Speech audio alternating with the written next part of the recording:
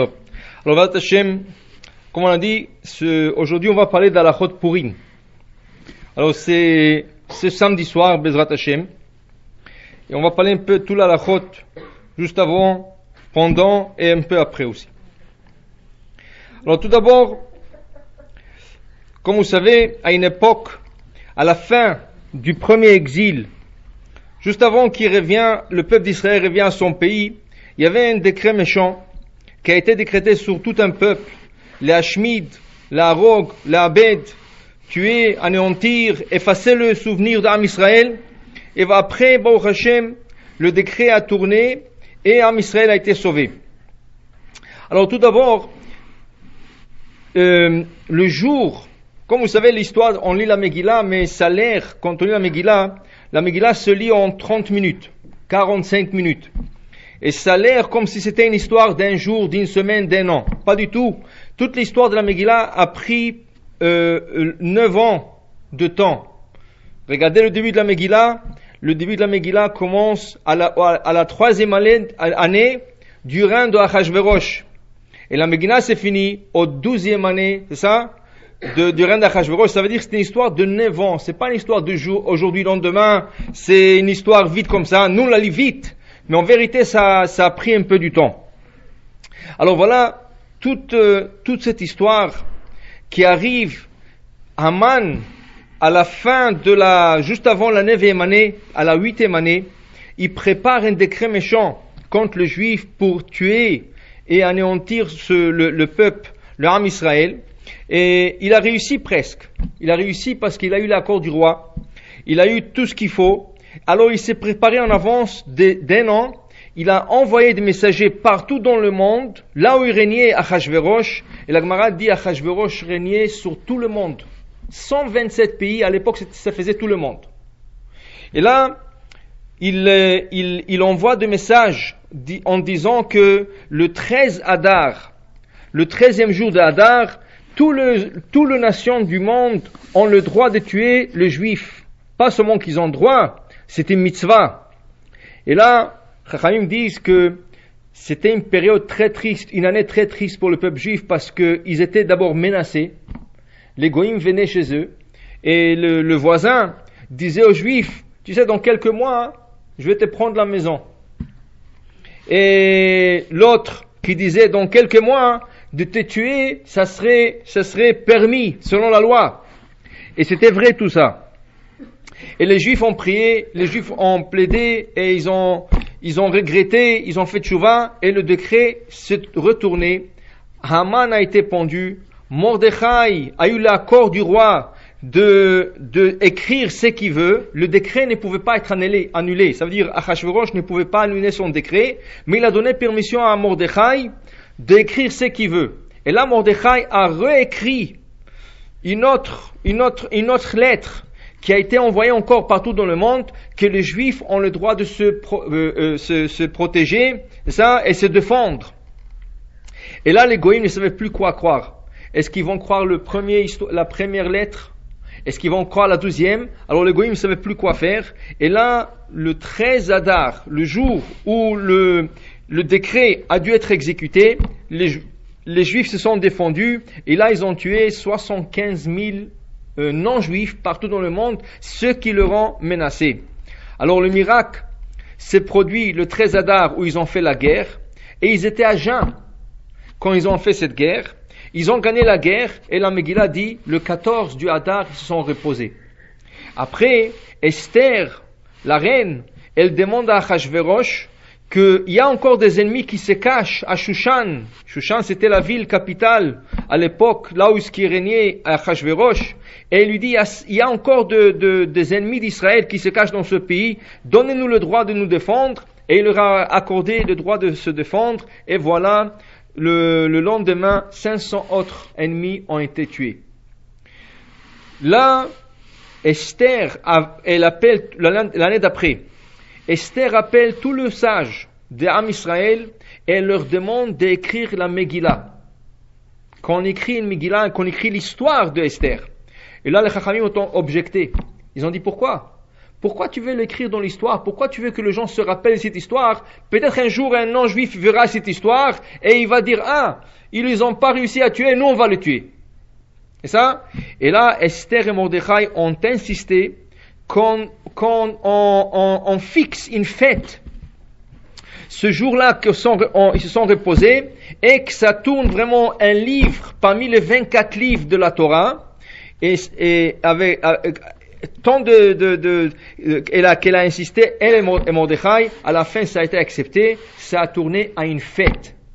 Et là, le jour de 14 sont reposés, il y avait une fête, mais comme il y avait un deuxième jour, le lendemain, qui sont tués encore 500 personnes, et le lendemain ils sont reposés, et là ça a tourné à une fête, dans la fête, mais pour une autre catégorie de personnes. Là la Gemara explique, partout dans le monde, Purim se fête le 14 Adar. Cette année c'est le samedi soir. Mais toute ville qui à l'époque avait une muraille fêtera la fête le 15 comme Shushan. Shushan, ils ont fait la guerre le deuxième jour encore, le 14 ils ont fait la guerre, ils sont reposés le 15. Alors là, ils ont décrété que toute ville qui possède une muraille comme Shushan fera la fête le 15 et pas le 14. Seulement le seul problème qu'il y avait, c'est comme ça explique le Ran, il dit que à l'époque de cette histoire, Jérusalem n'avait pas une muraille. Et Jérusalem, c'est la capitale d'Israël. C'est la capitale du monde, si vous voulez. Puisque c'était le cas, ils ont décidé que les villes qui fêteront le deuxième jour vont être toutes les villes qui avaient une muraille depuis le temps de Yoshua bin Nun, l'élève de Moshe Rabbeinu qui les a fait rentrer en Israël. Et là, à cette époque, Jérusalem avait une muraille. Alors, il y a deux fêtes. Il y a le 14, partout dans le monde, il y a le 15, qui est le lendemain. Ça veut dire que nous, à Montréal, aux États-Unis, partout dans le monde un peu, c'est 14, samedi soir cette année. Jérusalem et quelques autres villes feront la fête le 15. Pour eux, le 14, c'est pas une fête. C'est comme une annexe à la fête, mais c'est pas la fête pour eux. C'est comme pour nous, on a le 14, on a la fête, et le lendemain, c'est une annexe. Ça veut dire c'est une semi-fête, mais pas une fête. Mais il y a des villes qui sont, jusqu'à date, ils sont en doute. Est-ce qu'elles avaient une muraille à l'époque de Yoshua bin Nun? Par exemple, regardez, Yafo, en Israël, c'est en doute. Tiberia, ça, c'est en doute. Beersheva, c'est en doute. Tzfat, c'est en doute. Il y a quelques villes en Israël qui sont en doute. Alors, qu'est-ce qu'ils doivent faire? Eux, ils font la fête comme la majorité du monde, au 14. Mais le lendemain, ils doivent refaire la fête sans bracha. Ça veut dire, eux, ils lisent la Megillah le samedi soir et le dimanche aussi. Samedi soir avec bracha, dimanche sans bracha. À cause du doute, peut-être leur fête, en vérité, c'est le 15 et pas le 14. Et si c'est le 14, ils l'ont fait aussi le 14. Mais à cause du doute, ils feront comme la majorité du monde, la fête principale, et le lendemain, ils referont la fête. Tandis qu'à Jérusalem, qui avait une muraille à l'époque de Yoshua bin Nun, ils feront la fête que le 15. Maintenant, il est possible que quelqu'un fasse, selon la loi, selon la halakha, 2 fois le Purim. Il est possible aussi que quelqu'un ne fasse pas du tout le Purim. Comment? Tout dépend où vous trouvez au moment du lever de soleil, ou plutôt à l'aube, qui est un peu juste avant. Si à l'aube, je vous donne un exemple, quelqu'un qui habite Jérusalem, lui doit faire normalement la fête, c'est ça, lui doit faire normalement la fête le 15, c'est ça? Alors maintenant, lui, qu'est-ce qu'il a fait? Il est parti à Tel Aviv. Tel Aviv, c'est fête le 14. Il est parti à Tel Aviv. Maintenant, à l'aube, oui, s'il se trouve à Tel Aviv, il doit faire la fête à Tel Aviv. Le soir, le 14, après Purim, le 14, il revient à Jérusalem. À l'aube du 15, il se trouve à Jérusalem. Il doit refaire la fête. Parce qu'il s'est trouvé à l'aube à Tel Aviv et il se trouvait à l'aube à Jérusalem. Mais quelqu'un qui va le soir, il va à Tel Aviv.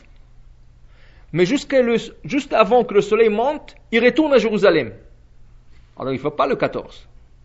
Et là-bas à Jérusalem, juste avant l'aube du 15, il repart à Tel Aviv, qu'ils ont fait la fête la veille. Il fait ni le 14 ni le 15. Alors c'est important que la personne sache où elle se trouve pour faire la fête au moins un des 2 jours, ou le 14 ou le 15, mais pour la majorité du monde, ça ne fait pas une différence. La majorité feront la fête le 14. Maintenant, comme on a dit, ils ont fait la guerre le 13, et ils étaient à Gênes, c'est ça? Dans ce cas, Esther et Mordechai et la grande assemblée, quand ils ont instauré la fête, ils voulaient marquer ce miracle. Le miracle, en vérité, c'est quoi? Qu'on a été sauvé. Comment on a été sauvé? On s'est défendu. Alors il y a la fête, mais la fête c'est le lendemain. Le vrai jour du miracle s'est produit le 13, où on s'est défendu, on a pu se sauver. Dans ce cas, ils ont décrété un jeûne public parce qu'ils étaient à jeun au moment de la guerre. Le 13, qui est juste avant le 14, on fait un jeûne public. Cette année, comme ça tombe samedi soir, le jeûne va être avancé. Remarquez que tous les jeûnes, quand ils tombent un samedi, ils sont repoussés à dimanche. Sauf celui-là. Celui-là est différent. Ce jeûne, il est différent des autres. En quoi?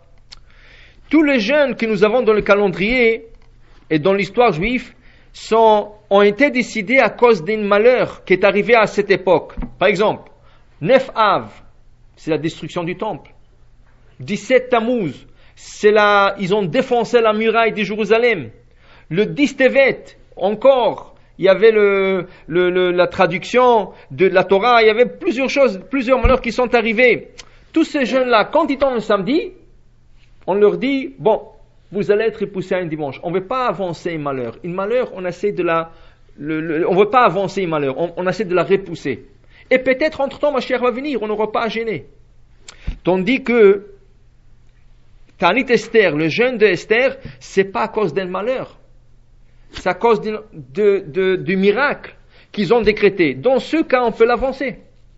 Cette année, que le jeûne tombe un samedi soir, on l'avance à jeudi. On aurait avancé à vendredi. Mais jamais, Chachamim décrète un jeûne public le vendredi. Il y a un seul jeûne qui peut tomber le vendredi, c'est le 10 Tevet. C'est le seul. Mais, en règle générale, Chachamim ne voulait jamais décréter un jeûne public le vendredi parce que les gens sont occupés pour les préparations du Shabbat. Alors aussi jeûner et préparer, c'est un peu difficile. Alors dans ce cas, le jeûne va être avancé encore le jeudi. Comme c'est un jeûne repoussé, et comme la raison, c'est pas à cause du malheur, c'est à cause pour marquer le miracle, normalement tout le monde doit jeûner. Mais celui qui se sent pas bien, même si vraiment il a mal à la tête, il se sent qu'il doit s'allonger. Une femme qui est enceinte, à partir du 3e mois de la grossesse, et jusqu'aux 2 ans après l'accouchement, c'est ça? Ou même un peu avant le 3e mois de la grossesse, s'ils ne sont pas bien vraiment, les femmes sont exemptées. Tout celui qui a mal aux yeux même, il est exempté de ce jeûne. Pourquoi? Parce que c'est un jeûne il est un peu plus facile dans sa strictesse que les autres jeûnes que Chachamim ont décrétés. Maintenant, le jeûne est jeudi, il est avancé, mais la fête reste à sa place. C'est samedi soir, on n'avance rien que le jeûne. Toutes les lois vont s'appliquer le samedi soir, mais comme ça me tombe juste après samedi soir, il y a des choses qu'on devrait faire juste avant. Par exemple, la Megillah, si vous avez une, vous devrez l'emmener à la synagogue avant Shabbat, pas pendant Shabbat. C'est ça? Avant Shabbat, il faut déjà déposer à la synagogue pour que samedi soir, tout de suite, on aura la Megillah. On ne peut pas la transporter samedi. Même dans une ville où il y a le Hérouv. Et même si le Hérouv est à 100% cachère, selon toutes les opinions, par exemple, c'est une ville qui est entourée par une muraille. C'est une ville qui est entourée par une clôture. C'est pas rien que le fil, que selon le Séfarad n'est pas acceptable, selon les Ashkenazes c'est acceptable. Même s'il y a un Hérouv très très cachère, on dit que non, la Megillah devrait être transportée le vendredi après-midi et pas le samedi. Parce qu'il y a une question, est-ce que la Megillah est considérée comme Muktzeh? Muktzeh veut dire quoi? Tout objet qui ne nous sert pas le Shabbat est considéré intouchable. Par exemple, de l'argent. On ne peut pas toucher l'argent Shabbat, parce qu'on ne peut rien faire avec l'argent. On ne peut pas acheter, on ne peut pas marchander. Alors l'argent est Muktzeh, on ne peut pas le toucher. Des pierres. On ne peut rien faire avec une pierre Shabbat, c'est Muktzeh. Même à la rigueur des épluches, des bananes, c'est Muktzeh. C'est ça? Il y a des choses qu'on ne peut pas toucher. Alors dans ce cas, il y en a qui pensent que la Megillah aussi, tu ne peux pas la lire samedi. On ne lit pas la Megillah samedi. Et pourquoi on ne lit pas la Megillah samedi? En vérité, ça tombe samedi. Pourquoi on ne lit pas samedi? La raison pourquoi on ne la lit pas samedi, parce que Chachamim, quand ils ont décrété la fête, avaient peur que quelqu'un risque de prendre sa Megillah le samedi, il n'est pas bien, il ne sait pas bien un certain passage, et il va aller chez un professionnel, un autre Hazan, pour apprendre comment lire ce passage. Mais lui, il se trouve dans une ville qui n'y a pas de Hérouv. Et là, il risque de transporter la Megillah. Combien de gens comme ça il y a dans le monde? Une personne, 2, 10? Combien? Ils ont dit, même s'il y a une personne dans le monde que ça peut lui arriver, on a décrété que même si la lecture de la Megillah tombe un samedi, on la repousse à dimanche. Pour qu'on n'arrive pas à quelqu'un qui transporte sa Megillah. C'est pour ça, si vous avez votre propre Megillah, ou vos maris, vous avez votre propre Megillah, il faut qu'ils les amènent à la synagogue avant Shabbat. Il la dépose à la synagogue, et samedi soir, la Megillah sera prête. Maintenant, quelqu'un qui a oublié, il habite trop loin, et il n'aura pas le temps d'aller chercher la Megillah et revenir parce qu'ils vont commencer à déjà lire. Il pourra l'emmener après le coucher de soleil, même si samedi n'est pas sorti, rien qu'en condition qu'il y a un bon Hérouv dans la ville.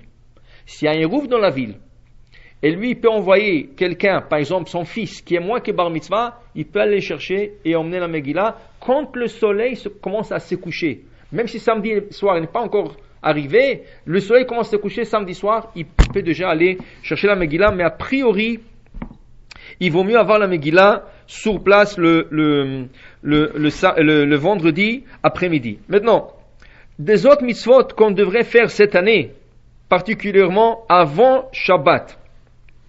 Alors voilà, nous avons 5 mitzvot pour la fête des Purim. On a une mitzvah qui s'appelle Mahatzit HaShekel, la demi-cycle, ou la demi-pièce. On a la mitzvah de Matanot La'Evionim, de donner des cadeaux aux pauvres. On a la mitzvah de Megillah, lecture de la Megillah. Une autre mitzvah c'est Mishloach Manot, et la dernière c'est le Mishté, le festin. Remarquez que tous les 5 mitzvot commencent par la lettre Mem. Mahatzit HaShekel, Megillah, Matanot La'Evionim, Mishloach Manot, Mishté. Et pourquoi Mem? On va expliquer à la fin du cours que cette fête de Purim, c'est la fête de la Torah en vérité, qu'on a reçu sur le fait du don de la Torah. Mais on va expliquer à la fin. On va parler de Mahatzit HaShekel d'abord. Mahatzit HaShekel, ceci est une mitzvah qui nous a été donnée dans le désert. D'ailleurs, on l'a lu samedi dernier, dans Parashat Trouma. Akadosh Baruch Hu s'adresse à Moshe Rabbeinu, Daber el Bnei Israël, tu vas parler aux enfants d'Israël, Vikru li teruma, et il faut qu'ils prennent une donation.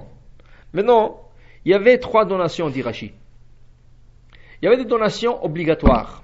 Il y avait des donations facultatives. Je veux dire quoi? La paracha de Teruma parle d'une donation qui est facultative. Nediv libo. Tout celui que son cœur désire faire une mitzvah, et il a le moyen et la possibilité d'emmener une donation pour la construction du sanctuaire, alors qu'il l'emmène. Il peut emmener de l'or, il peut emmener de l'argent, du cuivre, des tissus, des peaux d'animaux.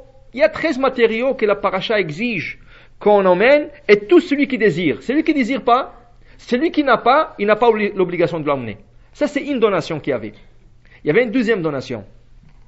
La deuxième donation, c'était Mahatzit HaShekel, une demi-cycle, une demi-pièce de l'époque qu'on appelait shekel, que chacun devrait donner à Ashir lo yarbe. Le riche n'a pas le droit de donner plus. Ve'ani lo yamit. Et le pauvre n'a pas le droit de donner moins. Tout le monde sont égaux et c'est obligatoire. Et qu'est-ce qu'on faisait avec cette pièce qui était ramassée? On faisait avec cette donation on a fait le socle du sanctuaire. Le socle, c'était comme des petits poteaux, c'est des bases plutôt, c'est des bases en argent. Quand on fondait ce cycle, on fondait ces pièces, c'est des bases en argent sur lesquelles le sanctuaire tenait. Alors, Akadosh Baruch Hu voulait que même si le Mishkan a été donné par des donations différentes, un donné plus, un donné moins, mais la base du Mishkan, tout le monde donne en part égale. Et là, c'était obligatoire. Donner le Mahatit HaShekel pour construire les bases du sanctuaire, c'était obligatoire. Troisième donation, obligatoire aussi, dit Rashi. Donner encore Mahatit HaShekel, donner la demi-shekel pour acheter le sacrifice quotidien, pour toute une année. Il y avait un sacrifice qu'on appelait un sacrifice public, parce qu'il venait de la caisse publique. Tout le monde participait. La Torah dit, Etakev esaechat ta'aseh baboker. Une brebis, vous ferez le matin. Vetakev esasheni ta'aseh ben arbaim. Et une brebis, vous ferez en après-midi. Ceci est une obligation. Ceci, jour pour jour, incluant le Shabbat et les fêtes. Vous savez que le Shabbat, le Beth Amikdash, le sanctuaire et le temple étaient fermés. On n'a pas le droit de servir Shabbat. Il y a du feu. Il faut égorger, on n'a pas le droit. Mais il y a deux sacrifices qui sont obligatoires. Le sacrifice quotidien, une brebis le matin, une brebis en après-midi, c'est obligatoire, même Shabbat. Ça veut dire qu'on ouvrait le Beth Amikdash rien que pour ce brebis, le jour de Shabbat. Et là, Akadosh Baruch Hu demande qu'on achète le sacrifice pour un an. 2 brebis par jour, 365 jours, ça fait 730 brebis pour une année. Et Akadosh Baruch Hu dit, je veux que tout le monde ait une part égale dans ce sacrifice. Dans ce cas, tout le monde donnera Mahatzit à shekel, le demi-shekel, pour acheter ces 730 brebis. C'était obligatoire, et on ne pouvait pas dire oui ou non, le riche ne pouvait pas donner plus, le pauvre ne donnait pas moins, tout le monde donnait la même chose, avec ça on a acheté Mahatzit à shekel. Dit le Midrash, à propos de cette troisième donation qu'on vient de mentionner, Akadosh Baruch Hu a calculé aussi une autre chose. Il a vu que dans l'histoire, il y aura un ennemi d'Israël qui va venir acheter tout le peuple d'Israël avec la somme qui est équivalente à un demi-shekel par juif pour 600 000 hommes qui existaient à l'époque. Comment s'appelle cet ennemi? Haman. Haman, regardez l'histoire de la Megillah, vous allez lire, quand il est venu avec sa proposition chez Achashverosh, il est venu avec de l'argent. 10 000 onces d'argent qu'il a ramassé. Et pourquoi 10 000? Parce qu'il a calculé pour 600 000 hommes, Mahatzit à shekel, si on le fend, ça va donner 10 000 onces d'argent pour tous les juifs qui existaient dans le monde. Et c'est comme ça qu'il voulait acheter le peuple juif. Dit Akadosh Baruch Hu, plusieurs années plus tard, après que Moshe va se faire sortir les juifs de l'Égypte, il y aura un ennemi qui va peser cet argent contre le peuple pour l'acheter. Moi, j'ai donné la mitzvah beaucoup avant. Combien avant? Faisons les calculs. Les Juifs sont sortis de l'Égypte. 480 ans plus tard, ils vont construire, le roi Salomon va construire le premier temple. Le premier temple, il va durer 410 ans. Alors, après la sortie d'Égypte, qu'on a donné le Mahatzit à shekel, 480 ans pour construire le temple et 410 ans que le temple a duré. 480 et 490, ça fait 890. C'est ça? 890. Maintenant, le temple va être détruit, malheureusement, après 410 ans, et ils vont partir en exil 70 ans. 890 plus 70 ans, l'histoire de Purim se déroule vers la fin de la 70e année. Ça fait 960 ans.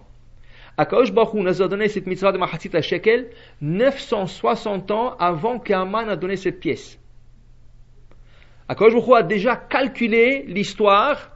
Il savait qu'Aman voudrait acheter le peuple juif, et c'est écrit déjà dans le Midrash.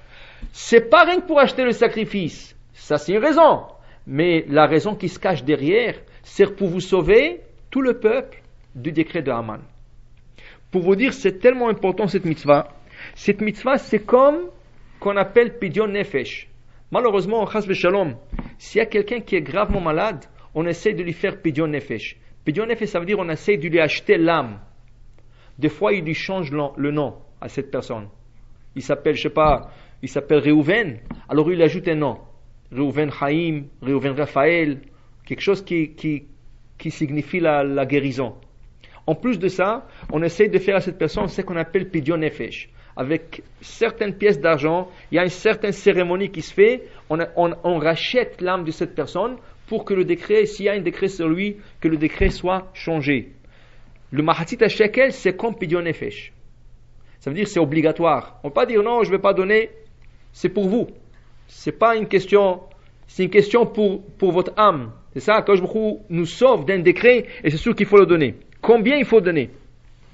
Alors voilà. On va expliquer les détails, et à la fin, vous allez voir exactement qu'est-ce que vous allez faire.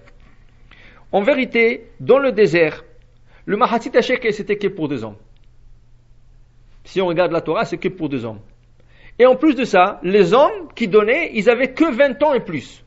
Pas moins que 20 ans, ils ne donnaient pas. Pas plus que 60 ans, ils ne donnaient pas. Ça, c'était dans le désert. Mais attention, si cet argent est venu pour expier sur le décret d'Haman, Haman, qu'est-ce qu'il voulait?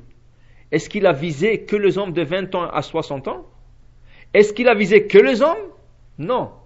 La Megillah nous dit, L'Ashmid, l'Aro, Goulabé, tuer, anéantir et effacer le souvenir d'Israël, Minar Vadzaken, du plus jeune au plus vieux. Ntaf et Nashim, des petits enfants et femmes. Beyom Echad, dans un seul jour. Ça veut dire que le Mahatzit HaShekel qui vient expier, c'est pas pour les hommes seulement, c'est pour tout le monde. C'est pour ça que la halakha exige que le Mahatzit HaShekel soit donné et par les hommes et par les femmes. Et que ça soit donné pour les hommes et femmes à partir de l'âge de bar mitzvah et bat mitzvah. Maintenant, la coutume a fait, avec le temps, que les gens commençaient à donner Mahatzit HaShekel même à des enfants, des filles ou des garçons, moins que bar mitzvah et bat mitzvah. Même des femmes enceintes donnaient Mahatzit HaShekel pour le fœtus. Et la Mishnah dit que Mahatzit HaShekel qui a été donné une fois, c'est devenu un éder. On ne peut pas l'annuler. Une fois. Si vous l'avez donné une fois dans votre vie, c'est fini, c'est un éder. Vous ne pouvez pas l'annuler. C'est quelque chose qui reste à vie. Alors si vous avez donné pour les enfants, tant qu'ils sont à votre charge, ils ne sont pas mariés, ils ne donnent pas leur propre Mahatzit HaShekel, vous êtes obligé chaque année de donner pour eux. Jusqu'à que eux-mêmes, ils vont grandir, ils vont se marier, et eux-mêmes vont commencer à donner leur propre Mahatzit HaShekel. Ou à moins qu'ils vous disent qu'eux, ils travaillent, et ils peuvent se permettre de donner Mahatzit HaShekel. Combien on doit donner? Alors rappelez-vous que Mahatzit HaShekel, c'est une pièce en argent pur. C'est ça? Combien pesait cette pièce? À l'époque de Moshe Rabbeinu, toutes les pièces, ça allait par pesanteur. C'est pas la valeur. Aujourd'hui, toutes les pièces, c'est une valeur. Il y a une pièce d'$1, c'est une valeur d'$1. Ça ne vaut pas $1, mais c'est une valeur. Il y a une pièce de $2, c'est une valeur. Mais à l'époque de Moshe Rabbeinu, à l'époque de nos sages, le Mahatzit HaShekel représentait un poids. Combien pesait cette pièce? Alors voilà, la halakha nous dit, la pièce pesait 10 grammes d'argent pur. 10 grammes d'argent pur. Combien pèse une once d'argent? Une once pèse 31 point quelques grammes. On va dire 30 grammes, si on veut l'arrondir. 30 grammes, oui. Combien vaut aujourd'hui 30 grammes? Combien vaut une barre? Combien vaut une once d'argent? Ça vaut aujourd'hui à peu près 34-35 $. Ça veut dire que il faut prendre le tiers de ça. Alors si on parle, même si on l'arrondit, on va dire, on parle de 30 $, la vraie somme de Mahatzit HaShekel, c'est 10 $. Chaque année, ça fluctue et ça change. Tout dépend du marché. C'est pas une somme fixe. Tout dépend du marché.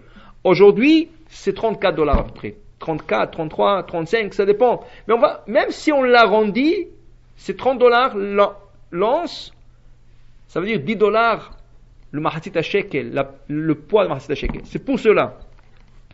Tout celui qui peut se permettre, et tout celui qui peut, qui donne $10 par personne. Ça, c'est la vraie somme.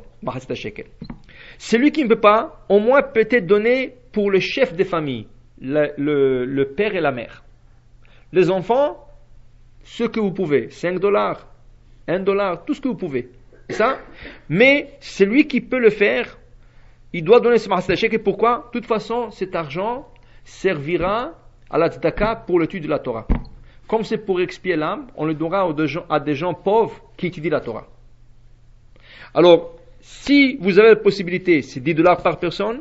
Si vous ne pouvez pas, essayez de donner pour au moins le chef de la famille et le reste, vous donnez ce que vous pouvez. Et si quelqu'un ne peut pas, il donnera ce qu'il voudra. Les Ashkénazes, ils ont une coutume que c'est pas la nôtre, mais eux, ils ont cette coutume, par exemple, eux, ils posent 3 pièces en argent.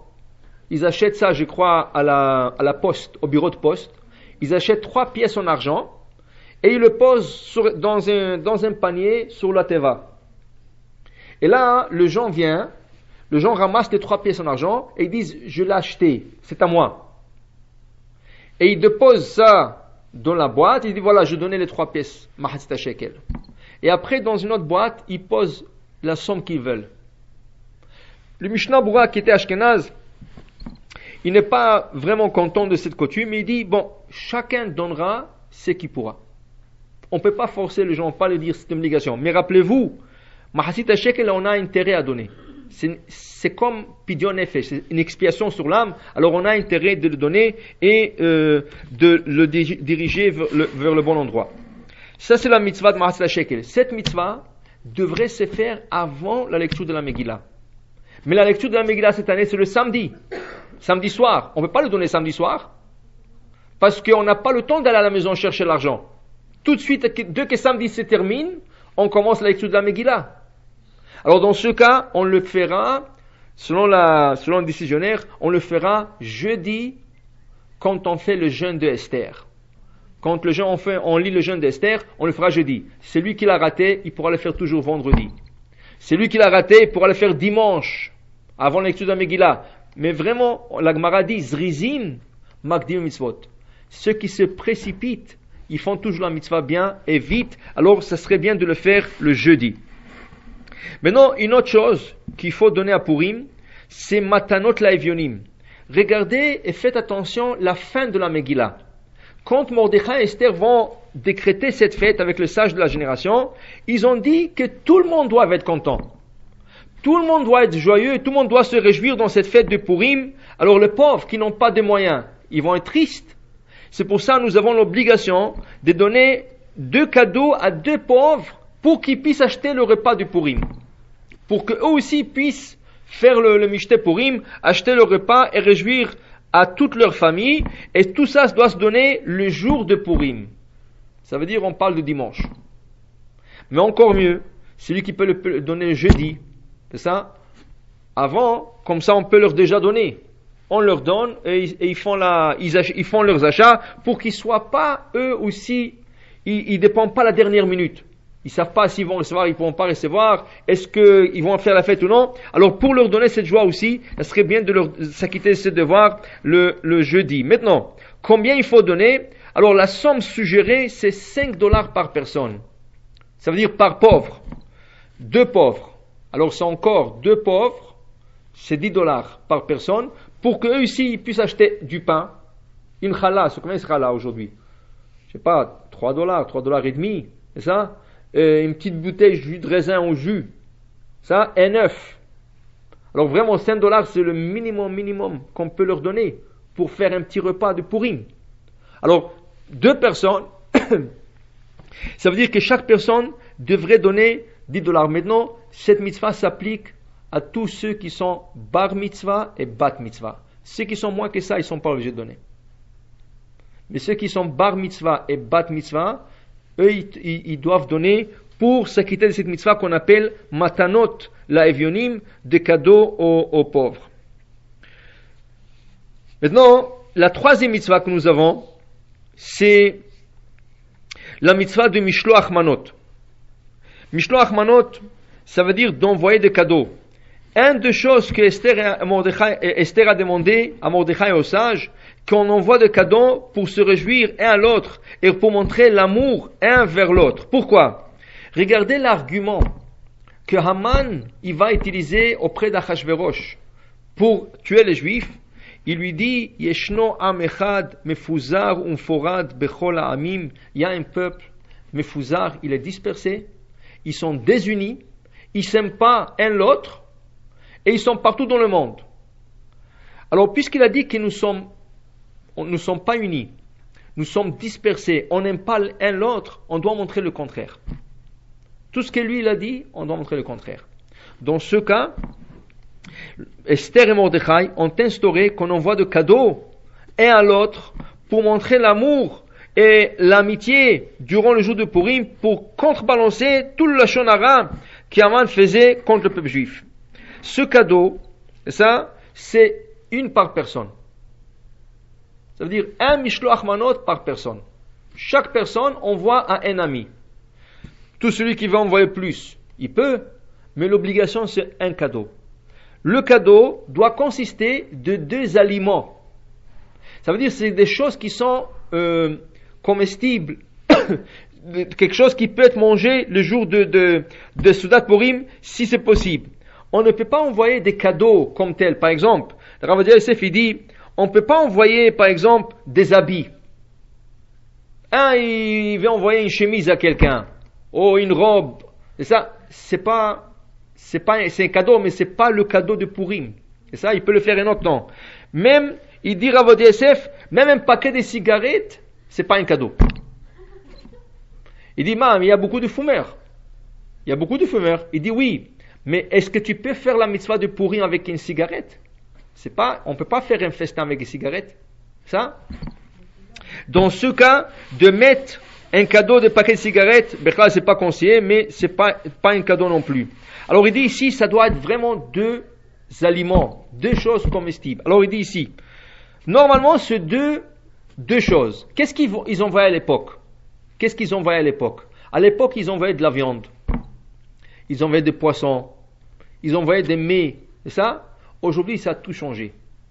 Aujourd'hui, on envoie plus de sucreries, plus de choses, mais c'est pas vraiment de choses pour le repas. Mais ça fait rien, c'est la coutume. La chose est qu'a priori, il fallait envoyer 2 choses comestibles, mais avec le temps, les gens commençaient à envoyer un cadeau qui est mangeable, l'autre cadeau qui est buvable. Alors les gens envoyaient une bouteille de vin avec un paquet de gâteaux, quelque chose comme ça, de toutes sortes de gaufrettes, toutes de choses. Et même Rav Ovadia Yosef dit, à la rigueur, on peut même envoyer 2 bouteilles de vin différentes et considérées comme mishloach manot. Tant qu'on peut l'utiliser dans le repas, ces 2 choses différentes, c'est considéré comme mishloach manot. Ça n'a pas un prix. Ça n'a pas une valeur, chacun envoie selon ses moyens, c'est ça? Et pour réjouir l'autre personne qui le reçoit. Maintenant, puisqu'on veut réjouir l'autre personne doit savoir de qui c'est venu. Si vous allez donner mishloach manot à quelqu'un, il n'est pas à la maison, vous le déposez à côté de la porte. Lui, il arrive, il dit, bon, mais qui c'est qui m'a envoyé ça? Il ne sait pas. Vous avez voulu faire une mitzvah, mais lui, il ne sait pas que c'est vous. C'est pas valable. C'est pas considéré mishloach manot. Le mishloach manot, il faut toujours écrire le nom. À moins que vous donnez à main propre. C'est ça, vous lui donnez en main propre. S'il a reçu de main propre de la personne, c'est bon. Mais sinon, essayez d'étiqueter le mishloach manot pour que la personne qui le reçoit sache de qui il a reçu. Les Ashkénazes, ils ont une coutume, c'est pas la nôtre. Les Ashkénazes, ils n'envoient pas le mishloach manot eux-mêmes. Ils envoient par un messager. Parce que pourquoi ils disent mishloach manot? Mishloach, ça veut dire shaliach, intermédiaire. C'est pas notre coutume. Nous, on peut envoyer le mishloach manot directement. Ça veut dire que la personne peut donner directement à l'autre personne. Mais eux, quand ils veulent envoyer un mishloach manot, ils prennent leur fils, une tierce personne pour envoyer le mishloach manot. Mais ça, c'est une coutume ashkénaze, c'est pas la nôtre. Nous, on peut directement donner à la personne. Comme je dis, une fois que vous l'avez fait, un mishloach manot, c'est fini. Alors, dans une famille, Dans une famille, c'est sûr que c'est la femme qui prépare, c'est les hommes qui emmènent, mais n'oubliez pas, il y a l'homme, il y a la femme, il y a les enfants. Alors il faut assurer qu'à la fin, tout celui qui est bar mitzvah et bat mitzvah et plus, il a donné au moins un cadeau. Alors si vous donnez mishloach manot, vous êtes 5, alors minimum 5 mishloach manot. Un mishloach par personne. Maintenant, les enfants donnent entre eux. Ils peuvent donner à des enfants, des amis de l'école. Et ça, les familles peuvent donner entre eux. Mais c'est pas par famille, c'est par personne. Ça veut dire que l'homme a l'obligation de donner mishloach manot, la femme a l'obligation de donner mishloach manot, et les enfants, bar mitzvah et bat mitzvah, ont l'obligation de faire leur propre mishloach manot. Normalement, à Purim, on donne beaucoup plus que ça. Mais des fois, il faut assurer qu'on donne... Attends, le mishloach manot se fera que en jour. On ne peut pas faire le mishloach manot samedi soir. C'est pas valable. Le mishloach manot doit se donner que le dimanche matin. Et ça, à partir du matin, toute la journée, juste avant le repas. On ne peut pas l'avancer ni jeudi, ni vendredi, ni samedi soir. Ça doit être le jour même. Et le jour même, c'est dimanche, le matin qu'on doit donner. Maintenant, si vous donnez plusieurs, et vous partez en voyage, et là-bas où vous allez, vous connaissez personne, vous êtes en touriste. Dans ce cas, vous avez le choix de faire une de deux choses. Vous pouvez distribuer tout le samedi soir peut-être, ou le jeudi, laisser un cadeau que quelqu'un va l'emmener dimanche à celui qui vous veut le donner. Alors vous donnez vos mishloach manot, mais laissez un cadeau par personne qui va être donné le jour même. Ça, vous pouvez faire avec un messager. Dans un cas normal, ça aurait été fait directement, mais dans ce cas que la personne voyage, il le fera par un messager, mais le jour même, pour faire la mitzvah le jour même.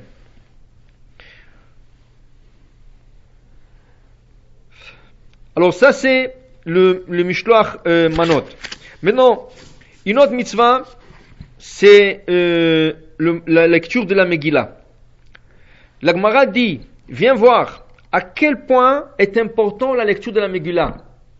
Qu'on annulait Talmud Torah, on annulait l'étude de la Torah pour aller écouter la Megillah.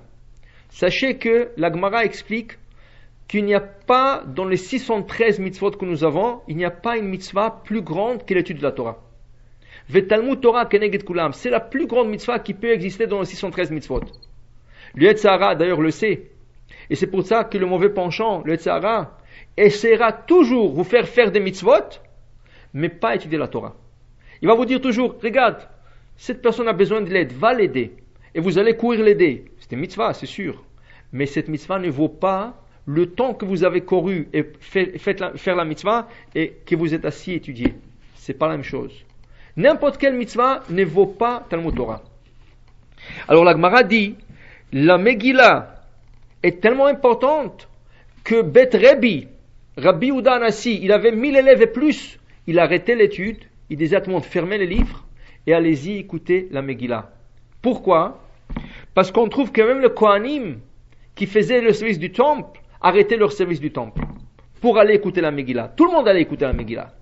Et plus de personnes, plus c'était mitzvah. Et la halakha exige que même les petites synagogues se ramassent dans la grande pour écouter la Megillah. Qu'on ne soit pas dispersé dans une petite synagogue ici, une autre. Que toutes les petites synagogues laissent leur minyan, même si c'était un minyan régulier, 360 jours par année, qui laissent leur minyan et qui viennent. Pourquoi? C'est pas pour une question d'honneur. C'est pas une question. C'est une question d'honorer Akadosh Baruch Hu. Berov ham adrat melech. Plus qu'on est nombreux, plus qu'on donne gloire à Akadosh Baruch Hu. C'est le kavod d'Akadosh Baruch Hu. Akadosh Baruch Hu, il va dans une petite synagogue. Il y a 10 personnes. C'est pas kavod pour lui. Il a besoin de beaucoup plus. Plus qu'on est nombreux, plus qu'on donne gloire et on remercie Hachem. C'est pour ça qu'on essaie au contraire, de se joindre tous ensemble et lire la Megillah ensemble. Alors, la Megillah, tout le monde doit l'écouter et la Gemara explique la Megillah chayav adam likrot la Megillah balayla velachzor velishnota bayom. On est obligé de la lire le soir et la répéter le lendemain, le matin. Le soir, c'est une mitzvah d'ordre rabbinique. Le matin, c'est les prophètes qui l'ont instauré, c'est beaucoup plus grand. De là, vous comprenez, c'est pas suffisant d'écouter la Megillah une fois. C'est obligation de l'écouter 2 fois. Le samedi soir et le dimanche matin. Toute la journée. Depuis le matin jusqu'avant le Mishté. C'est une obligation. Et le matin, c'est plus important que le soir. Les 2 sont obligatoires. Mais si quelqu'un, pour une raison ou pour une autre, il ne peut pas écouter les 2, le matin, c'est plus important que le soir. Alors vous devrez faire l'effort. Et c'est pour ça qu'on facilite aussi. Il y aura 3 minyan le matin. Il y aura un à 8h moins quart, il y aura un à 9h et à 10h15. Ça veut dire que ça vous donne la possibilité d'envoyer les hommes, écouter la Megillah. Quand eux ils vont revenir, vous pouvez venir et écouter aussi la Megillah. Alors, on est obligé de l'écouter le soir, le samedi soir cette année, et répéter ça le lendemain, le dimanche matin. La lecture, il faut l'écouter depuis le début jusqu'à la fin sans même pas rater un mot. Si vous avez raté un mot, c'est comme si vous ne l'avez pas lu. Le problème, vous êtes attentif. Vous essayez de faire attention. Mais il y a toujours du bruit des enfants. Et surtout quand on dit Hamman, il y a beaucoup qui décident de taper. Alors il tape. Des fois le Hazan, il croit que tout le monde sentait déjà, et il continue, et donc juste à côté de vous, il y a le petit qui continue à taper. Et là, vous avez raté 1 ou 2 mots. C'est pour ça qu'il est suggéré à chacun d'avoir sa propre Megillah. Ça veut dire écrit sur un parchemin, ou minimum, un livre de Chumash, un Pentateuch. Et à la fin de tout le Chumashim, il y a la Megillat Esther. Et vous prenez et vous suivez. Dans le cas que vous avez raté 1 mot ou 2 ou 3, vous êtes obligé tout de suite de le compléter et continuer à écouter le Hazan. Alors dans ce cas, c'est considéré comme si vous êtes rattrapé. Mais si vous allez rien que l'écouter, c'est sûr que vous allez rater quelques mots. Ça c'est garanti. Alors vous êtes obligé d'avoir en main ou un Chumash ou un Megillah. En passant, vous savez que les Ashkénazes, ils ont une coutume que quand il y a un mariage, il y a un couple qui se promettent un à l'autre, un des cadeaux que la Kala elle offre à son Khatan, c'est 2 choses. À part la montre, elle lui offre une menorah, c'est ça, une candelabre en argent pour Hanouka, et lui offre un Megillat Esther. Ça, c'est 2 cadeaux presque obligatoires chez les Ashkénazes. Que la Kala elle offre à son mari une Hanoukia et une Megillah.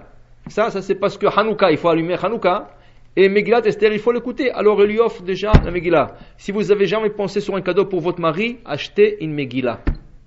C'est le meilleur cadeau que vous pouvez acheter à quelqu'un. Et c'est quelque chose qui restera d'une année à une autre et l'utilisera pour longtemps, pourvu qu'elle soit cachère et bien écrite. Ça, c'est un cadeau à vie. Ça c'est un cadeau ils vont toujours vous remercier d'avoir donné ce cadeau. Maintenant, alors voilà, on n'a pas le droit de rater un mot. Il faut essayer de suivre toute la Megillah. Ça c'est et les hommes et les femmes. Ça c'est un de 3 fêtes, je dirais, où les femmes sont obligées de faire comme les hommes. Il y a Pesach. Quand on mange la matzah, c'est hommes et femmes. 4 coupes, c'est les hommes et femmes. La Haggadah, c'est les hommes et les femmes. Pesach, c'est une fête et pour les hommes et pour les femmes. Quand on prend la fête de Hanouka, l'allumage de bougies, c'est et pour les hommes et pour les femmes. Seulement nous, les séfarades, on allume une Hanoukia par maison, mais si l'homme n'est pas à la maison, il peut charger sa femme pour allumer la Hanoukia. C'est et pour les hommes et pour les femmes. Et Purim, la Megillah, c'est et pour les hommes et pour les femmes. Shofar, les femmes sont exemptées, sont pas obligées. Si elles veulent, elles peuvent le faire, c'est pas obligé. Souka, c'est pas obligé, si elles veulent. C'est ça? Il y a plusieurs mitzvot que la femme n'est pas obligée.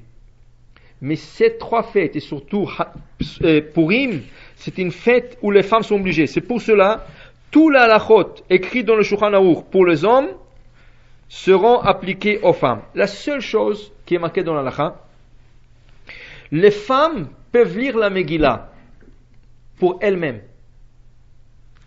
C'est-à-dire une femme peut lire la Megillah. Il n'y a personne pour lire pour elle. Elle sait lire et peut le lire pour elle-même. C'est ça? Une femme peut acquitter son ami Son ami ne sait pas lire, son ami n'est pas venu à la synagogue, elle le sait le lire, elle peut acquitter. Mais une femme ne peut pas lire en public. Même pour un public de femmes. C'est-à-dire, il y a un minyan que de femmes. Que de femmes ne peut pas lire. Pourquoi? C'est un manque de respect pour les femmes, parce que normalement, c'est une mitzvah que l'homme doit faire. C'est un peu, que vous comprenez, c'est un peu comme la lecture de la Torah samedi.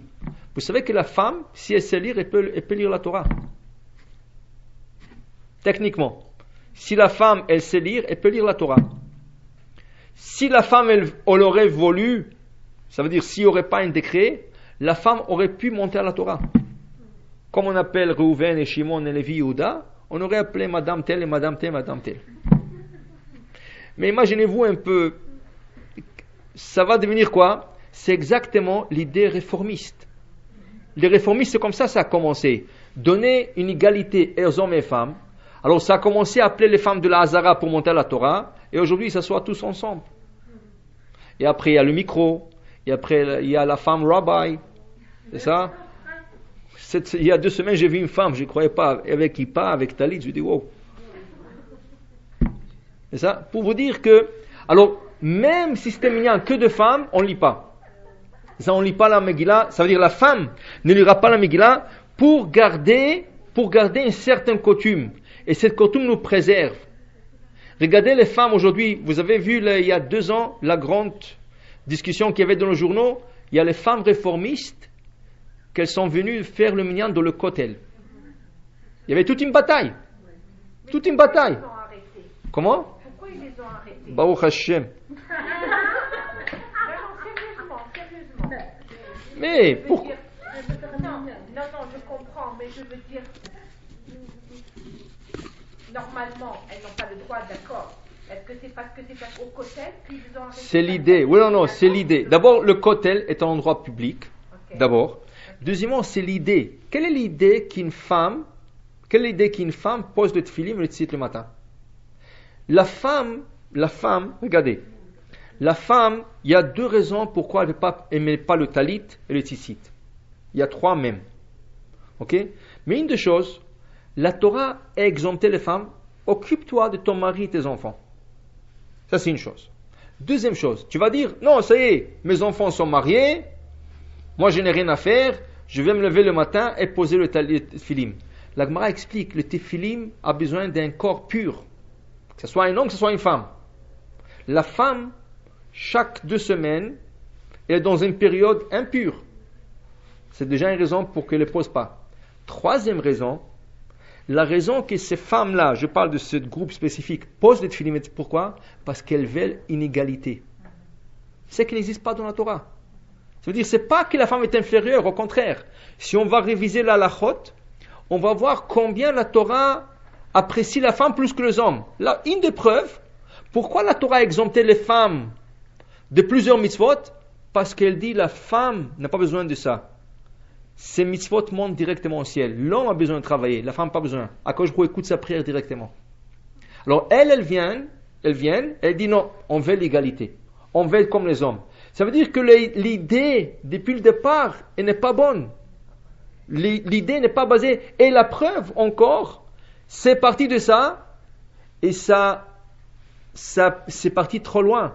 La synagogue, c'est mixte, hommes et femmes. Il y a un micro, il y a un organe.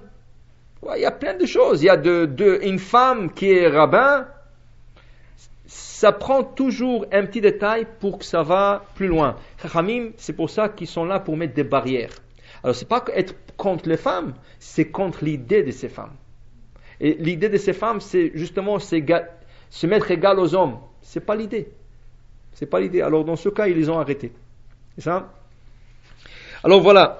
Alors, la Megillah, encore. La Megillah, la femme peut le lire pour elle-même. Elle peut s'acquitter de son ami, mais pas d'une femme, mais elle doit aller dans un minyan pour écouter la Megillah. Et la Megillah doit être écoutée depuis le début jusqu'à la fin. Maintenant, il y a des règles. On ne va pas parler de toutes les règles de la Megillah. Ça, c'est vraiment le devoir du Hazan de faire attention à ces règles. Mais une chose, cette année, qu'on devrait faire attention, cette année, ça tombe un samedi soir. ce qui va arriver, on ne peut pas aller à la maison et retourner. Alors, la Havdalah se fera après la Megillah. On est à la synagogue pour Seudah Shlishit. On monte Seudah Shlishit. On te met Seudah Shlishit, on monte. On fait Arvit, 10 minutes, 15 minutes, et tout de suite la Megillah. Ça veut dire essayer d'être là à peu près déjà à Seudah Shlishit. Comme ça, vous êtes là depuis le début de la Megillah. Maintenant, avant de lire la Megillah, on utilise la lumière. Alors, il faut faire la bracha. On a étudié ça la semaine dernière. La bracha, c'est Boré Meoré Aesh. Alors, si vous vous rappelez, la semaine dernière, on a parlé que les deux brachot, Bessamim, qui est le parfum, les encens, et Meoré Aesh, ne sont pas liés avec la Havdalah. Même celui qui n'a pas fait durant la Havdalah, il peut le faire plus tard. Alors, dans ce cas, comme samedi soir, on ne peut pas partir chez nous et revenir, mais on veut profiter de la lumière pour lire la Megillah, dans ce cas, à la synagogue, on fera la bracha de Boré Meoré Aesh. Alors, juste après Arvit, le Chazan, il lèvera une bougie, il fera la bracha pour tout le monde écouteront, répondront Amen, et regardons la différence entre les ongles et le paume de la main, comme d'habitude, et c'est la Havdalah, la première Havdalah avant la Megillah. On retourne à la maison, et on fait la Havdalah complète, sauf le feu, sauf la bougie. Là, on fera sur le Geffen, le parfum, les encens, on sautera pour la bougie parce qu'on l'a fait déjà et on continuera à celui qui n'était pas présent quand on a fait l'Havdalah sur la bougie le fera à la maison. C'est-à-dire une femme qui n'est pas là pour la première lecture, elle va venir après pour la deuxième lecture.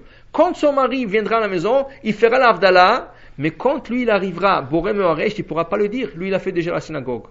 Alors il laissera la femme le dire pour elle et ensuite il continuera l'Havdalah. Et après, elle ira écouter sa Megillah. Alors ça, c'est une chose qu'on fera avant la Megillah. Celui qui a oublié de faire la Esh, c'est pas grave, il peut le faire à la maison au complet. C'est ça? Maintenant, une autre chose, une autre mitzvah qui est une des plus grandes mitzvahs du jour, c'est le Mishté, le festin de Purim. Le Mishté, on doit faire un repas. Et dans ce repas, a priori, on mange du pain. C'est un repas, c'est un Mishté. Alors a priori, il y en a qui disent qu'on peut s'en passer du pain. Mais si vous voulez bien faire la mitzvah, il faut le faire avec du pain. D'ailleurs, le Marocain, on faisait toujours le pain avec un œuf. Hein? Les Ashkénazes, ils font les oreilles d'Aman. Ouais, les oreilles d'Aman, ils sont comme le chapeau de Napoléon. Ça, ils sont triangulaires. Il y a une raison même à ça. Est-ce que le Aman, il avait des oreilles triangulaires? Non. Les oreilles d'Aman sont triangulaires parce que ça représente les trois patriarches, Avraham, Yitzhak et Yaakov. C'est écrit qu'au moment du décret, les patriarches ont prié à Akadosh Baruch Hu pour qu'il enlève le décret. Alors on fait les oreilles, c'est ce qu'on appelle l'oreille d'Aman, pour dire que voilà, le décret a été annulé grâce aux trois patriarches, Avraham, Yitzhak et Yaakov. C'est pour ça qu'on ne le fait pas rond, on ne le fait pas carré, on ne le fait pas d'une autre forme, ça doit être triangulaire. En plus de ça, au Maroc, ils faisaient du pain. Dans le pain, ils mettaient un œuf pour dire ça c'est l'œil d'Aman. C'est ça? Tout ça c'est des coutumes, mais c'est des belles coutumes qu'il faut garder. C'est ça? Alors, ça serait bien de faire durant le Mishté, et surtout si on mange du pain, ce serait bien d'avoir ces pains différents. C'est amusant et les enfants ils gardent ça comme souvenir. Alors on mange du pain. Le Rav Ovadia Yosef dit il faut manger de la viande rouge, pas du poulet, pas du poisson. Si vous voulez ajouter les poulets et les poissons, vous pouvez ajouter. Mais le repas principal devrait se faire avec la viande rouge. Et ça peut être le veau, n'importe quoi, mais la viande, carrément la viande, parce que c'est un repas. Et en plus de ça, accompagné avec du vin. Parce que la mitzvah de jour, c'est de boire un peu plus de son habitude. Comment? Oui, il y en a qui le font à la synagogue. Non, mais dans des synagogues qui offrent les mitzvahs, oui, bien sûr. Et s'ils ne savent pas, tu vas leur dire. Non, ils savent, bien sûr qu'ils savent. C'est ça. C'est comme ça, ça a été fait. Maintenant, ça ne veut pas dire si quelqu'un n'aime pas la viande, il va prendre du poulet. Ou quelqu'un est végétarien, il va prendre le poisson qui n'a pas fait la mitzvah. Tout ça, c'est a priori. Si quelqu'un dit non, moi je veux manger du laitage. Bon, c'est pas a priori, mais on ne peut pas lui dire tu n'as pas fait la mitzvah. Tant qu'il a mangé du pain, il a bu du vin, il a fait la mitzvah. Mais a priori, dit Rav Yosef, il faut manger de la viande rouge et il faut honorer ce repas le plus possible. Ce repas, la majorité de ce repas devrait se faire en jour. Il ne faut pas le commencer 5 minutes avant la nuit. Non, il faut le commencer minimum 1 heure avant la tombée de la nuit. La tombée de la nuit, ça va être après 5h30, 5h40 à peu près. Ça veut dire vers 4h on la commence. 4h, 4h15. On peut la commencer un peu plus tard, mais c'est conseillé de la commencer vers 4h pour avoir la majorité de ce repas en journée. Si vous la commencez après, bon, c'est valable, mais tant qu'on a eu déjà la majorité de ce repas en journée, alors ça serait bien de se reprendre avant le temps. Maintenant, il faut... Pardon. Oui. Le plus tôt qu'on peut le faire. Le plus tôt, c'est le matin. Ah, Oui. avant midi. Oui, vous pouvez le faire avant midi, le matin. Et ça, vous pouvez le faire le matin. Tant que vous dites que vous faites ça, le shem, pour la mitzvah de Soudat Purim, et vous mangez de la viande, vous buvez du vin. C'est ça? Mais, une chose, il faut essayer de ne pas se saouler. Il y en a qui se saoulent. C'est ça, parce que c'est écrit qu'il faut boire. Mais le Shulchan Aruch a vraiment précisé. Il a dit qu'il faut boire plus que son habitude. Oui. Il y en a, le Shulchan Aruch, le Rama, il dit, il faut pas oublier, c'est ça. Non, pas oublier, c'est de ne plus pouvoir distinguer entre Baruch Mordechai et Aru Raman. Mais ça, c'est déjà qu'on est déjà parti. C'est ça. Mais le Rama, le Rama qui est en opinion ashkénaze, il donne un conseil. Vous pouvez boire un peu de vin et allez vous allonger pour 15 minutes. Quand vous dormez, vous ne distinguez pas entre Baruch Mordechai et Aru Raman. Vous avez fait la mitzvah. Il n'y a pas une mitzvah saoulée. D'ailleurs, dans le Talmud, il y a une histoire qui est rapportée. Et les décisionnaires se posent la question, pourquoi on a emmené cette histoire? L'histoire est, il y avait 2 grands rabbins, un s'appelait Rabba, l'autre s'appelait Rabbi Zera. Et les 2 ont décidé de faire le repas, le festin ensemble. Ils ont fait le festin, Rabba a trop bu, il s'est levé au milieu du repas, il y avait un couteau, il a égorgé Rabbi Zera. Le lendemain, quand le fait du vin est parti, il a réalisé. Il était tellement grand rabbin, il a ressuscité Rabbi Zera. Il a fait une prière, il a ressuscité. Bon. L'année d'après, Rabba dit à Rabbi Zera, nous, faisons le Mishté ensemble. Il dit non, c'est pas chaque année le même Purim. Il dit, il va le tuer encore, qui sait qu'est-ce qui va arriver? Il ne voulait plus faire avec lui. Pourquoi on a emmené cette histoire? Alors il y en a beaucoup de décisionnaires qui disent, on a emmené cette histoire pour dire, regardez, celui qui boit trop, regardez jusqu'où ça peut aller. On a besoin de boire un peu plus que son habitude. C'est quoi son habitude? Combien tu bois le Shabbat? Tu bois un demi-verre, prends un verre. Tu bois un verre, prends 1 verre et demi, 2 verres, un peu plus que son habitude. C'est ça?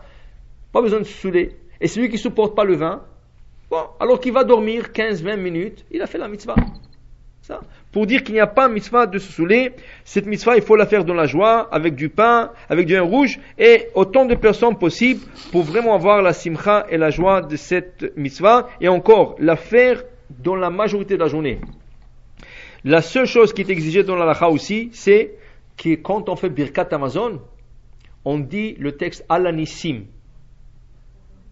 Alanissim. Ça, c'est un texte qu'on dit 1 fois par année. Vous le ratez pour Purim, vous ne le dites pas jusqu'à l'année prochaine. Et comment? Dans la Hamida, dans la prière aussi. Et ça, dans la prière, samedi soir, on commencera à dire Alanissim, et dimanche matin, Arvit, Shachrit et Mincha. Ça?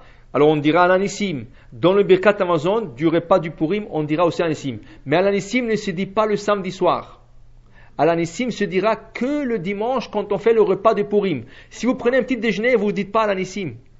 Sans pain. Si vous ne prenez pas du pain. Si vous ne prenez du pain, vous vous dites Alanissim. Mais dans le repas de Purim le matin, on dira la bracha d'Alanissim. Alors celui qui est obligé de dire Alanissim, c'est jusqu'à l'année d'après. Pourquoi on ne le fait pas le samedi soir? Parce que la mitzvah d'Alanissim, c'est de dire dans le repas de Purim. Le repas peut se faire le matin. Alors si vous mangez un petit déjeuner avec du pain, ça peut être considéré comme votre repas de Purim, vous direz Alanissim.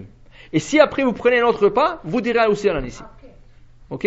Alors ça se dit que en journée, et c'est important de ne pas le rater, parce que ça vient vraiment une fois par année.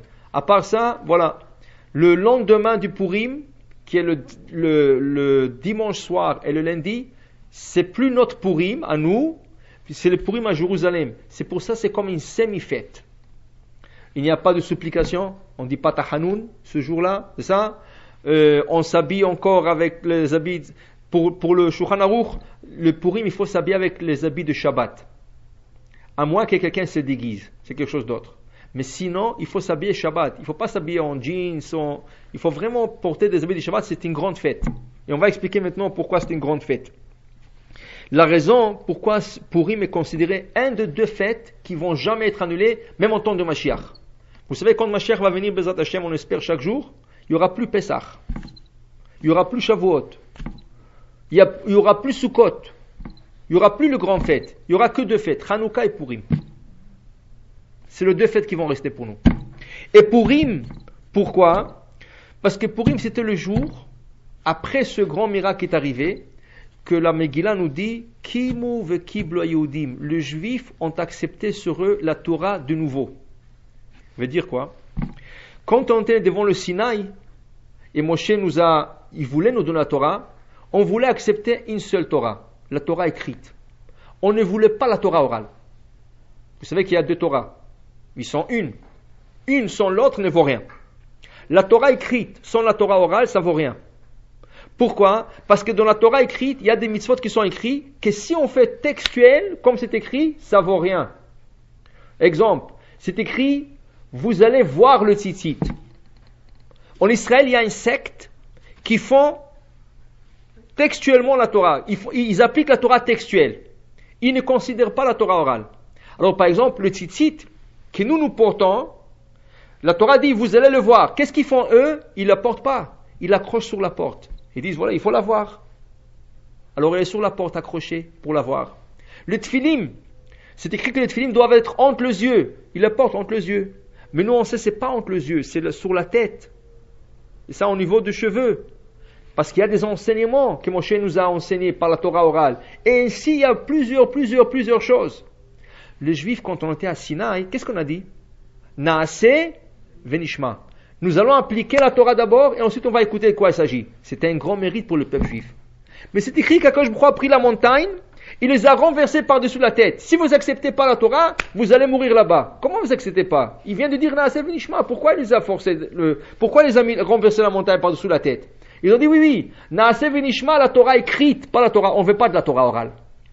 Et Akadosh Baruch Hu les a forcés. Si vous acceptez pas le 2, c'est un package deal. C'est le 2 ensemble pour rien. Sham teik vuratrain, vous allez mourir là-bas.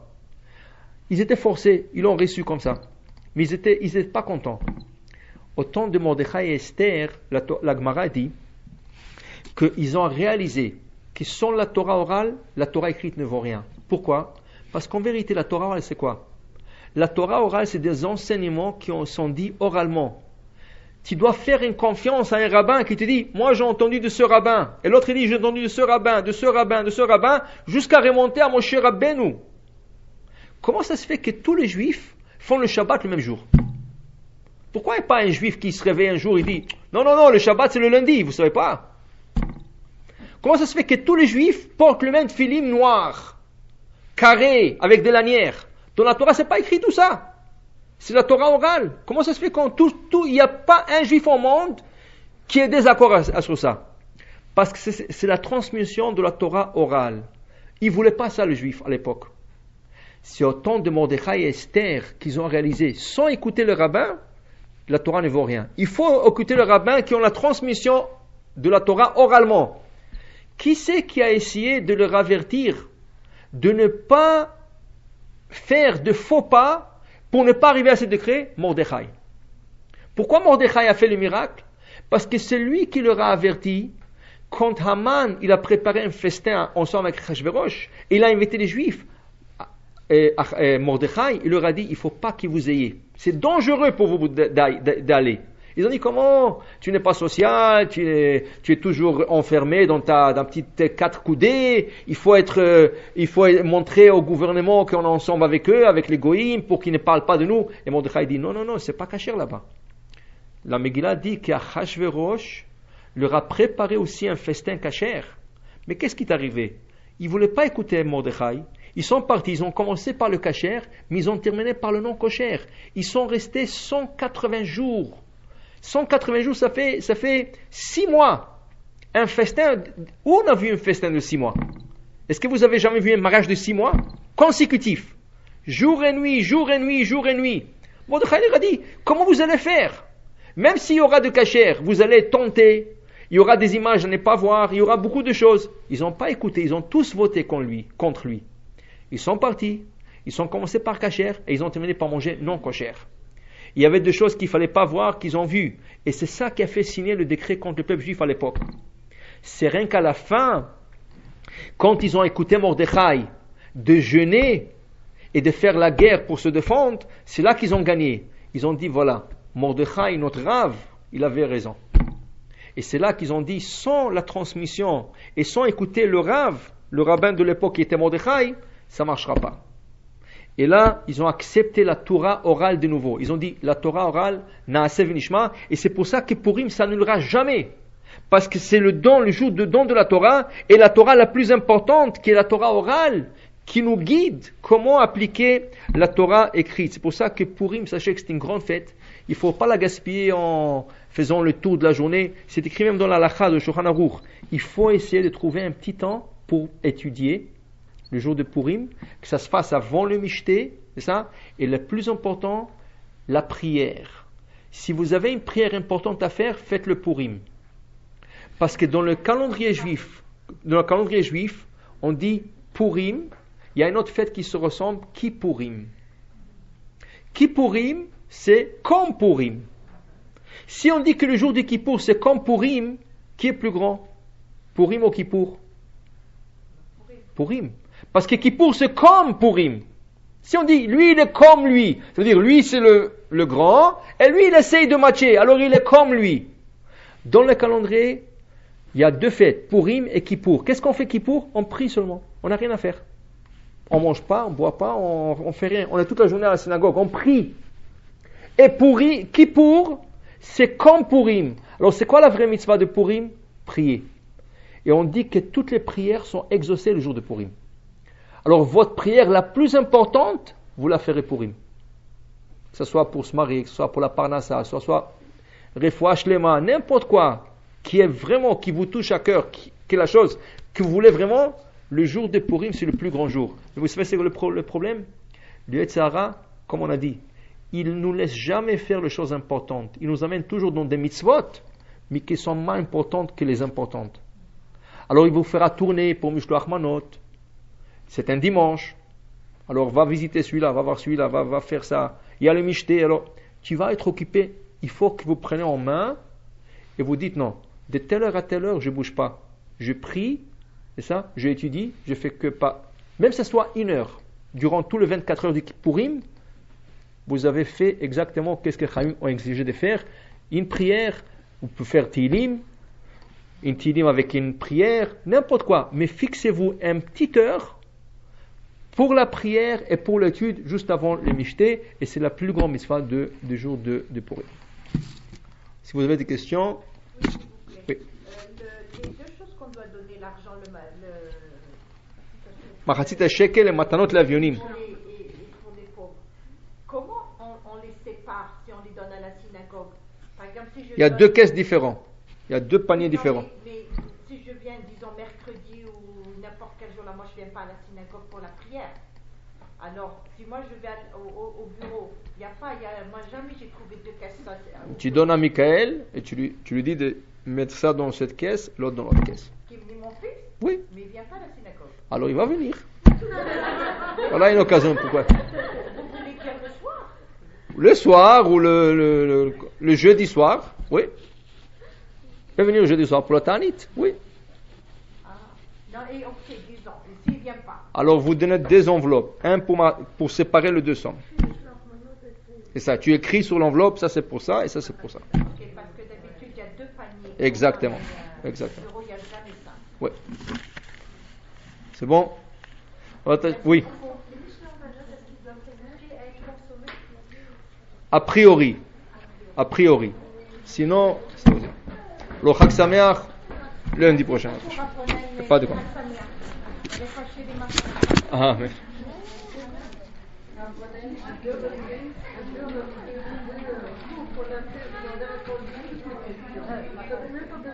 Ah, Chazak ou bon.